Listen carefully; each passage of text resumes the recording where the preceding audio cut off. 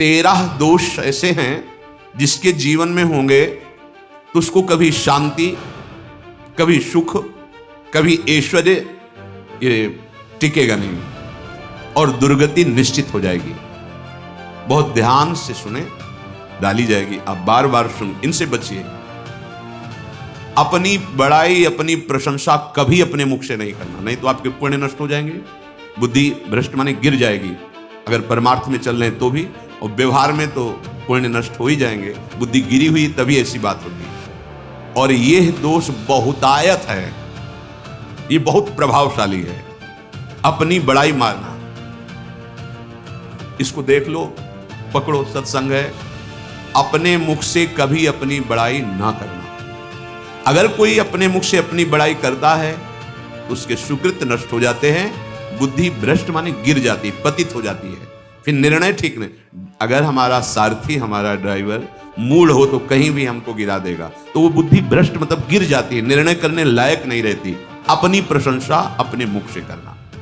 दूसरा, लोलुपता, ये वृत्ति नहीं होनी चाहिए। धर्म से चलेंगे, धर्म के द्वारा जो हमें प्राप्त होगा उसी से हम अपना भरण पोषण करेंगे।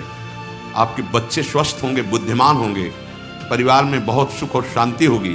भले दीपक की तरह जलो, बहुत काल तक रहेगी। लक्ष्मी जी भी आपके घर में बहुत काल, हम ये नहीं कहते कि बहुत नहीं, जितनी है बहुत सुख शांति से चलोगे। अगर लोलुपता करोगे, हिंसा, छल कपट, व्यभिचार, चोरी, ऐसे धन आ जाए, वो आएगा, लेकिन वो हाइलोजन की तरह आएगा, प्रकाश और फ्यूज, बिल्कुल अंधकार करके जाएगा। देख लेना, तुम्हारे जो सुख के हेतु हैं, तुम्हारा शरीर, तुम्हारे बच्चे, तुम्हारी पत्नी, तुम्हारा परिवार, उसको देख के तुम रात दिन जलोगे बिना आग के। ऐसे उनके आचरण होंगे, ऐसे उनके अंग होंगे, ऐसे उनके दिमाग होंगे, ऐसा उनका व्यवहार होगा। ये लोलुपता अगर उपासक में या किसी में है तो उसको नष्ट कर दे, सावधान।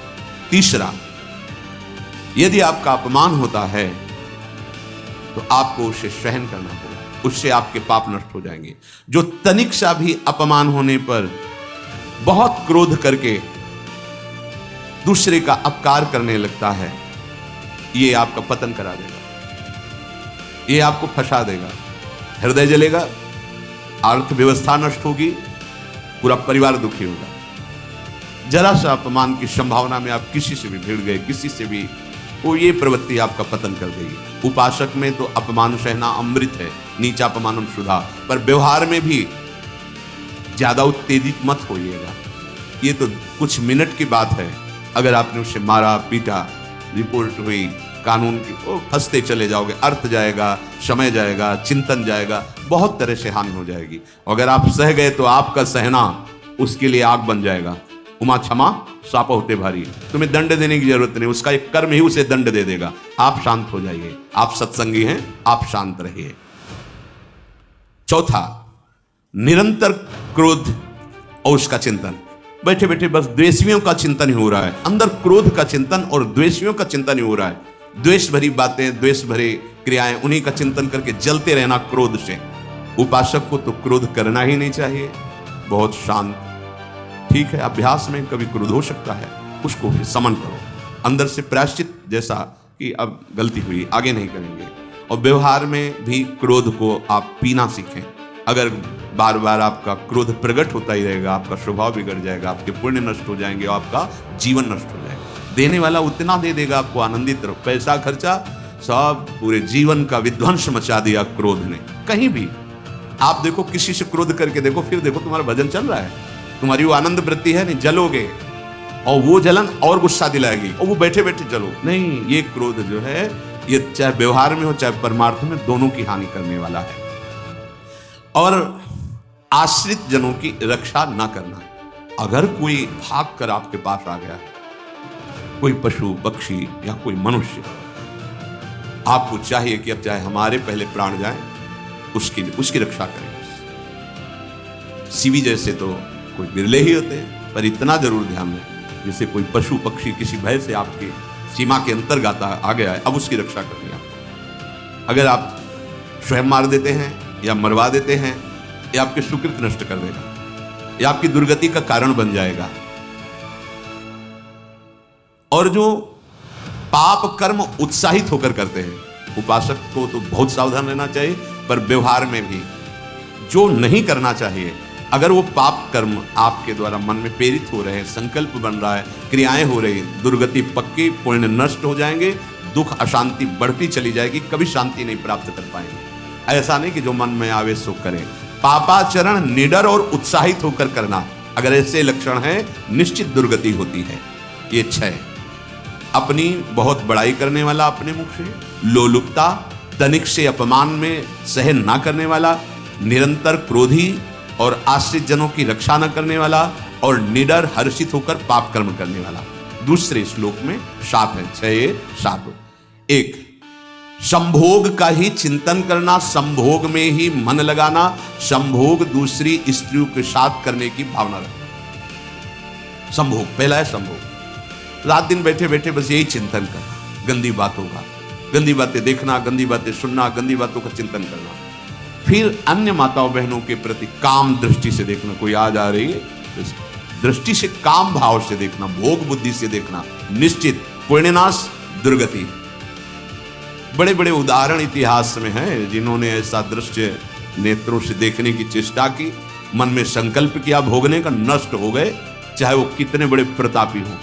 ये दुर्योधन कोई साधारण थोड़ी है, भगवान व्यासदेव जी के द्वारा ही तो लो, भगवान व्यासदेव जी ही इसकी उत्पत्ति का कारण है। आप देखो इतने महान पुलस्त जी ही उत्पत्ति का कारण है रावण की। बस यही ऐसे दोष हैं जिनके कारण जीव नष्ट हो जाता है। ठीक है, धर्मयुक्त काम भगवान ने आदेश किया है, आपका पाणी ग्रहण संस्कार हो गया है, संतान उत्पत्ति की भावना से कुछ पवित्र तिथियों का त्याग करते हुए चर्चा में हुई है। एक नियम है, एक आदेश है शास्त्र का, आप बहुत काम प्रवृत्ति वाले हैं तो प्रत्येक मास में जब माताएं बहनें पवित्र हो जाती मासिक धर्म से, तो जिनका पाणी ग्रहण आपने किया, जो पत्नी स्वरूप है, वो ठीक है। वहां भी बार बार के लिए व्यभिचार प्रवृत्ति के लिए शास्त्र आदेश नहीं करता, संयम पूर्वक, और उसका चिंतन नहीं करना। पाणी ग्रहण संस्कार है, घर में विराजमान है, एक संयम एक नियम के अनुसार उसका चिंतन तो फिर भ्रष्ट कर देगा। चिंतन प्रभु का करना है, चिंतन प्रभु की सेवा जो आपके कर्तव्य, इसके चिंतन से बचो। घातक है, बहुत बड़ा जहर है, अगर विषय चिंतन होने लगा तो मरोगे, जिंदा जलोगे, दुर्गति भी होगी। ये अंदर की जो आग है ना, कामाग्नि, ये इतनी बढ़ती चली जाएगी, तुम्हारे होश खराब हो जाएंगे कि मुझे क्या करना चाहिए क्या नहीं करना चाहिए। कुआ मदांधो मदनातुरोमा, अंधा हो जाएगा, नहीं दिखाई देगा अनुजा तनुजा क्या है कौन है, कुछ नहीं, भ्रष्ट बुद्धि। संभोग का चिंतन नहीं। धर्मयुक्त काम आदेश है शास्त्र में। यदि आप प्रवृत्ति मार्ग में हैं तो अपनी पत्नी को जो पाणी ग्रहण स्वीकार किया है, वहां भी पवित्र तिथियों का त्याग करते हुए, एकादशी है, रामनवमी है, नव दुर्गा है, जन्माष्टमी है, राधाष्टमी, जो पवित्र तिथियों का त्याग करते हुए और ऐसे जो मर्यादाएं हैं उसके अनुसार, और कहीं पराई स्त्री के साथ संभोग की बात, निश्चित दुर्गति पक्की है। ऐसे ही माताओं के लिए है, स्त्री शरीर के लिए है। यदि वो ऐसी गलत चेष्टा, तो पतिवंचक परपति रति करही, रौरव नरक कल्पसत पड़ेगी। ये भोग चिंतन से बचने की चेष्टा कीजिए तो क्रिया से अपने आप बच जाएंगे। क्रिया के पहले चिंतन होता है, चिंतन से ही क्रिया का आवेश आता है। चिंतन संभालिए, इसी से भगवत प्राप्ति होती है, चिंतन से, और इसी से दुर्गति भी होती है। अनन्यस चिंतयन्तु माम, भगवान चिंतन करें, मेरा करो, कर्तव्य कर्म मेरे को समर्पित करो। अब जब चिंतन संभोग का होगा तो बुद्धि भ्रष्ट हो जाएगी। ये जो राक्षसी प्रवृत्तियां सुनने को मिलती है ना, कि ऐसा हुआ, वो देखा सुना और चिंतन किए, और इतनी राक्षसी वृत्ति आ गई कि बस अब उनमें और राक्षसों में कोई अंतर नहीं रह गया। दूसरा, विषमता रखने वाला, सबके साथ बर्ताव ऐसा कि मैं बहुत श्रेष्ठ हूं और दूसरे सब नहीं, ऐसा व्यवहार। सब भगवत स्वरूप है, समान व्यवहार। जैसे आपके भोजन है जो आप पारे वही सब कीजिए, बैठने की व्यवस्था, उठने की व्यवस्था, क्रम बाई क्रम, पर उसको भी नीच भाव से मत देखिए। उस कोटि का उसको प्यार दीजिए, दुलार दीजिए, सम्मान दीजिए। इतनी विषमता न फैलाते रहें अपने जीवन में कि आप सबके निंदा के पात्र बन जाए। विषमता नहीं, सबको प्यार।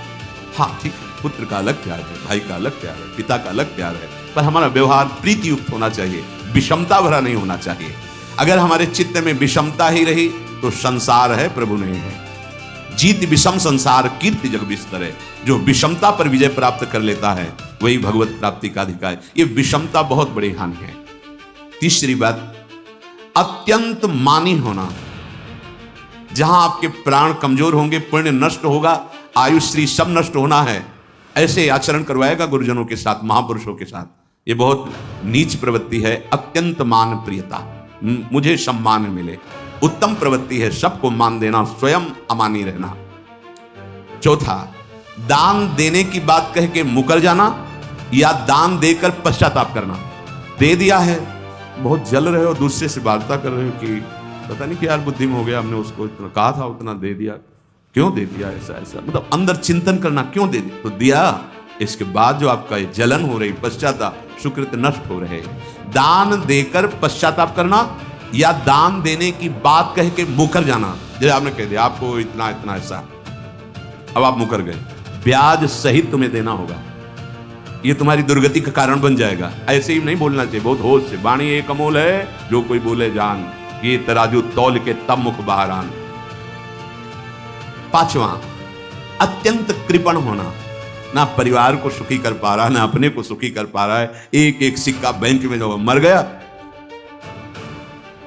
धन की वास्तविक गति यही है कि अपने परिवार को खूब उसकी अनुकूलता प्रदान करो, उसमें से कुछ हिस्सा किसी ऐसे को जिससे तुम्हें बदले में कुछ लेने की भावना ना हो। कोई साधु महात्मा, गाय, पशु पक्षी, किसी भी जीव बीमार है, शरीरधारी, उसके जिससे कुछ कभी लेने की भावना ना हो, एहसान की भावना ना हो। शो धन धन्य प्रथम गति जाकी, धन्य हो गया उसका धन। अब वो कृपण का धन किसी काम में ना सुख, ना परिवार के सुख, ना धर्म कार्यों में, व्यर्थ जीवन चला गया। उसी धन का चिंतन करना, उसी का संग्रह करना और उसी की रक्षा करते करते शरीर छोड़ देना, तो चिंतन बिगड़ गया। तो कह रहे हैं जो कृपणता है और अर्थ और काम की प्रशंसा, उसी की चर्चा, उसी का चिंतन, रुपया और भोग, उसी की चर्चा कर, जहां बैठे रुपया की चर्चा, भोग की चर्चा, जहां एकांत में बैठे उसी का चिंतन, कैसे रुपया बढ़े, कैसे भोग मिले। और अगर अवसर मिला तो रुपया अधर्म से आवे चाहे धर्म से, उसको इसकी कोई परवाह नहीं। भोग चाहे धर्म से हो चाहे अधर्म से, जिसका अर्थ और काम भोग ही चिंतन है, वो धर्म, जिसका धर्म चिंतन का विषय है, तो अर्थ और काम भी ऐसा होगा जो मोक्ष प्रदान करने वाला हो। धर्म, अर्थ, काम, मोक्ष। और जो बालक, स्त्री, पागल, असहाय, जो इनकी रक्षा न करके इनकी हानि करता है, दुर्गति निश्चित है। माना आपकी पत्नी है, उसका स्वभाव बिगड़ा हुआ है, क्रोधी है, कटु वचन बोल, लेकिन आपके ही प्रारब्ध के लिए, माना आपका पति ऐसा स्वभाव वाला है, पर आपके ही प्रारब्ध से तो संयोग बना है आकर, अब इसका निर्वाह कर ले जाओ तो पवित्र हो जाओगे दोनों। और अगर झगड़ा और लड़ाई और मारपीट और कहीं हिंसादि के रूप में उतर गए तो फिर और करनी बिगड़ गई। बालक है, आप उसको ज्ञान नहीं कि आप पवित्र है, कि आप पवित्र है, उसको ज्ञान नहीं कि आप उसके साथ व्यवहार अच्छा कर रहे हैं कि बुरा कर रहे हैं। रक्षा करनी है आपको, शोषण नहीं करना। कह रहे स्त्री, बालक और पागल, जिसे विक्षिप्त है, पागल है, आपको रक्षा करनी है। बन जाए तो उसको भोजन, ऐसा नहीं कि ईंट मारो, उसको अपमानित करो, उसकी बुद्धि खराब है, प्रारब्धवशात खराब हो गई है। तो शास्त्र आज्ञा करता है, स्त्री, बालक, जैसे पागल, विक्षिप्त आदि हैं, असहाय है, असमर्थ है, बूढ़ा है, वो आप सेवा भी करो तो गाली दे सकते हैं, उनकी बुद्धि बिगड़ गई, आपको उनको दंड नहीं देना, मारना नहीं है आपको। मान लो आपके बड़े बूढ़े बुजुर्ग जन हैं, आप सेवा भी कर रहे हो तो आपको कटु वचन बोल सकते हैं, आपकी निंदा कर सकते हैं, लेकिन आपको उनके साथ व्यवहार सद करना है। अगर आपने इन दोषों को स्वीकार किया तो निश्चित आपकी दुर्गति होगी, ना इस लोक में आपको शांति मिलेगी, ना परलोक में। इसलिए इन दोषों को बार बार सुन करके और हृदय में जांचो कि कहीं है तो नहीं, अगर है तो सत्संग, भजन बल, भगवत प्रार्थना के बल से इन दोषों का त्याग कर दो, जीवन मंगलमय हो जाए।